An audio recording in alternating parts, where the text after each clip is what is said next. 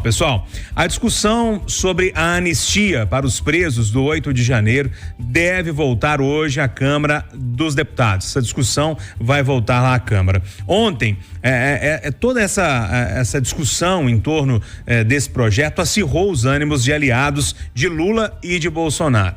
A obstrução organizada pela base governista na casa estendeu a discussão a ponto de o plenário da Câmara iniciar a ordem do dia, impedindo assim a continuação da comissão. A briga também tem relação com a disputa para a presidência da Câmara. Deputados da oposição afirmam que só irão apoiar um candidato para o comando da casa caso tenham como respaldo o apoio para o PL da anistia. Marcelo, é uma confusão danada, é prioridade para os deputados bolsonaristas essa anistia e tem uma disputa aí da Câmara ou da presidência da Câmara de pano de fundo. Bom dia para você. Bom dia, Júnior, bom dia, amigos Conversa, bom dia a todos os ouvintes. Júnior, esse projeto dessa PEC da anistia, ela já mira 2026. Né, é uma trajetória uma construção política que está sendo feita, né, para conseguir atacar aquelas outras duas condenações, né, que tornaram o ex-presidente Jair Bolsonaro inelegível. Então é uma construção política que está sendo feita, principalmente que está sendo capitaneada pelos deputados de oposição ao governo Lula para conseguir reestruturar o ex-presidente já pensando na próxima eleição presidencial. Eu sou totalmente contra a anistia, esse tipo de anistia. Eu acho que quem depredou prédio público, quem quebrou prédio público, quem invadiu, né, seja o Supremo, seja o Planalto, seja o Senado, seja a Câmara, não pode ser anistiado. A pena tem que ser cumprida. A pessoa tem que responder pelo que ela fez. A pessoa tem que pagar pelo que ela quebrou. Você quebrou a mesa lá do presidente do Senado, custa não sei quantos mil reais, tem que pagar. Você depredou um bem público, você tem que pagar, você tem que ir preso. Você tem que responder pelo que você depredou. O problema é que no Brasil a gente começou a ver, né, com o resultado do 8 de janeiro, uma politicagem nas condenações. Teve muita gente que sequer estava lá, entrou nos prédios e foi condenado. Né? Teve gente sendo condenada a 15, 17 anos de prisão, sendo que nem entrou em nenhum prédio. E estava tudo muito bem filmado. É possível saber quem quebrou, quem vandalizou, e para isso não pode ter anistia. Para quem realmente depredou, para quem realmente quebrou o bem público, não pode ter anistia. Agora, como o Supremo, né, principalmente o ministro Alexandre de Moraes, começou a generalizar as penas, né, começou a dar pena pra gente que nem estava lá, teve um morador de rua que estava na esplanada que foi preso no dia. Então, a oposição criou essa forma de tentar, né, rebater o Supremo pedindo essa anistia geral. Eu acho que é problemático. Porque você, ao mesmo tempo que você tem que questionar decisões do Alexandre de Moraes e do Supremo, você também não pode anistiar todo mundo. Porque a depredação aconteceu, tá tudo gravado em vídeo. Ô Rita Mundinho, de um lado esse PL, né, da anistia, e do outro uma briga aí pela presidência da Câmara. Bom dia para você. Bom dia, Júnior, bom dia a todos. Eu acho que a gente o Marcelo tocou num ponto que é a generalização. Então, quem generalizou e transformou todo mundo em presos políticos de igual nível foi o próprio Alexandre de Moraes. Então, a forma que a coisa foi conduzida, que as prisões foram feitas e mantidas, foi isso que fez com que, ao se criar essa construção que ele falou, porque tudo é político, são presos políticos, como foram presos políticos grandes políticos que estão atuando hoje no Brasil. Então, quando a gente olha sobre esse aspecto de atacar equipamentos públicos, de fazer algum tipo de vandalização ou qualquer coisa, se a gente retorna lá na ditadura militar e na forma que os presos políticos que foram anistiados e hoje, inclusive, recebem do Estado por terem sido presos políticos, a gente começa a ver que a gente tem que olhar da mesma forma. Então, a questão por trás da prisão é política, da mesma forma que houve no 8 de janeiro, nós tivemos ao longo, né, do processo da ditadura militar, vários ataques, várias coisas aconteceram no país, sequestros, etc. e tal. Então, essa generalização, ela ocorre exatamente pela generalização das prisões.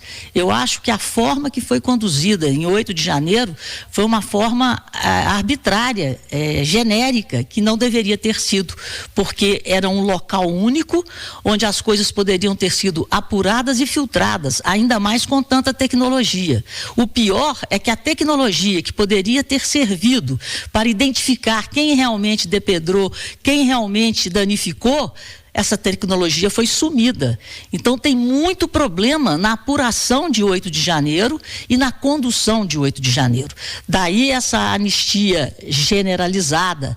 Mas enfim, o que eu acho também é que, como nós estamos tratando de presos políticos, de atos políticos, de construção política, isso tem tudo a ver como inverter toda essa história, o que é narrativa e o que é real, que foi criado a partir de 8 de janeiro. Então, a oposição está tentando trazer para a luz mais a realidade do que a narrativa. E, realmente, está tudo mirando em 2026. Por trás disso, existe o próprio ex-presidente Jair Bolsonaro. Mas existem milhares de pessoas que foram presas de uma forma arbitrária. E daí a anistia está sendo tratada dessa forma. E aí, William Travassos, bom dia para você. Bom dia, Júnior, bom dia, bancada, bom dia os ouvintes da Itatiaia. A primeira coisa é que eu não tive acesso a todo o conteúdo desse projeto. Mas eu não consigo ver isso que a Rita está falando do preso político, né? E não consigo conceber um patriota defender um cara que invadiu um prédio público, que destruiu um patrimônio público. Eu não consigo defender um cara que estimulou esse tipo de ataque à democracia. Eu não consigo defender o cara que financiou esse tipo de situação. Então, assim, nós vamos passar pano. Não é uma postura de um patriota. Se o cara respeita a lei, os símbolos desse país, ele sabe que a ordem é importante. É claro que cada caso é um caso e deve ser analisado de forma individual, mas você criar uma anistia para liberar todo mundo que participou de um movimento antidemocrático, mas como assim? Opa, rapaz, você está destruindo aquilo que é da nação, que é nosso. Ah, mas é porque nós queríamos um golpe de Estado? É antidemocrático, amigo. Não pode. E se você é um patriota e respeita as leis desse país, a gente não pode compactuar com essa história da anistia. William, eu concordo com você em gênero, número e grau, e volto na minha fala de que a tecnologia que poderia servir para identificar, né, quem estava ali fazendo baderna ou até recebendo para fazer o que fez, e quem estava ali manifestando, porque invadiram a região onde estavam manifestantes em geral. E esses manifestantes estavam ali de forma pacífica e marcharam de forma pacífica. Houve, num determinado momento, deu um tilt ali em que aquele grupo de manifestantes foi transformado em um grupo de baderneiros. Mas não eram todos baderneiros. Então, a tecnologia poderia, sim, identificar e prender, e deveriam pagar pelo que fizeram.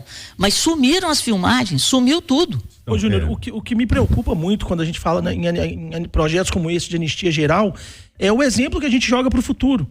Quer dizer, você cria uma autorização, não pode fazer, pode quebrar a lei, pode depredar o patrimônio público, que no futuro um acordo político pode te solucionar. E a Rita lembra a questão da ditadura, talvez muitos dos problemas que o Brasil vive hoje é por causa desse processo de anistia que foi feito lá no final da década de 70. Muitas das questões que o Brasil tinha que resolver, né, no período final da ditadura, não foram resolvidas, foram empurrados para frente.